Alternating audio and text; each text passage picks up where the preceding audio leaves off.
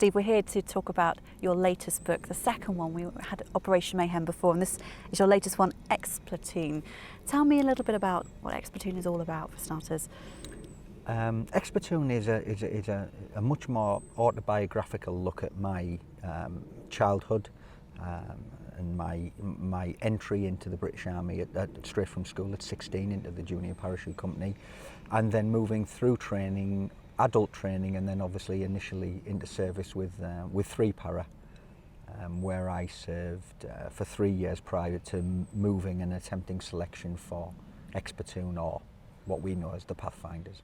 Your book describes the selection process for the Pathfinders, some described as sheer murder by some. Can you tell me a little bit about what it involves? How would it compare to SAS selection, for example? Up to a point, we're looking for the same kind of guy. So yes, the tests, the times that we have to complete those tests, the weight that you're expected to carry, the sleep deprivation, all builds so that you are under incredible and very austere conditions during that selection process. Yeah, I mean, when you're told on a dark winter's evening to climb into a water-filled tunnel on the side of a road, a drainage road, and crawl for an undetermined distance, yeah, there are certain things that go through your mind, like I probably really might not get to the end of this tunnel before I either freak out or the water fills up.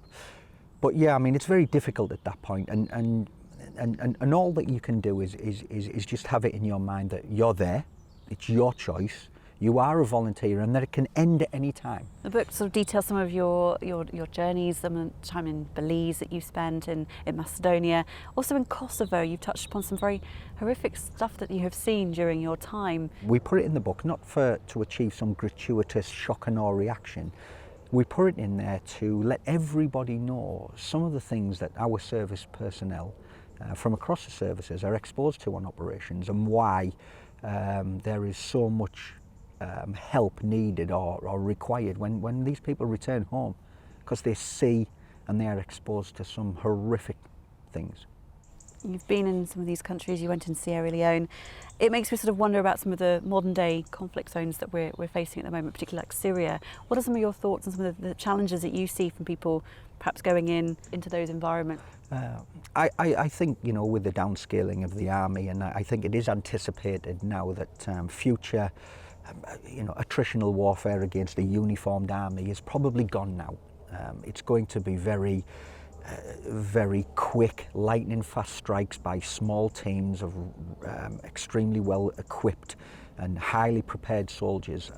The use of technology in the battle space now, drones, satellite imagery, I think it's all linked now to the future that we face.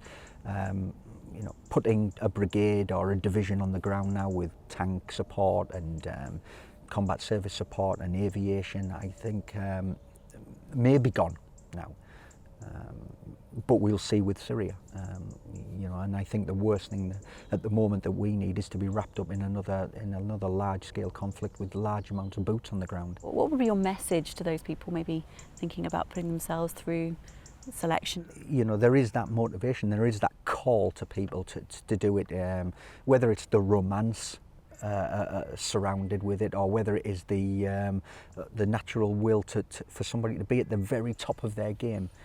We all want to know how far we can push ourselves, and how far will we be able to go, and people should just embrace it, and if that's the way that they think their career should go, then then put your heart and soul into it.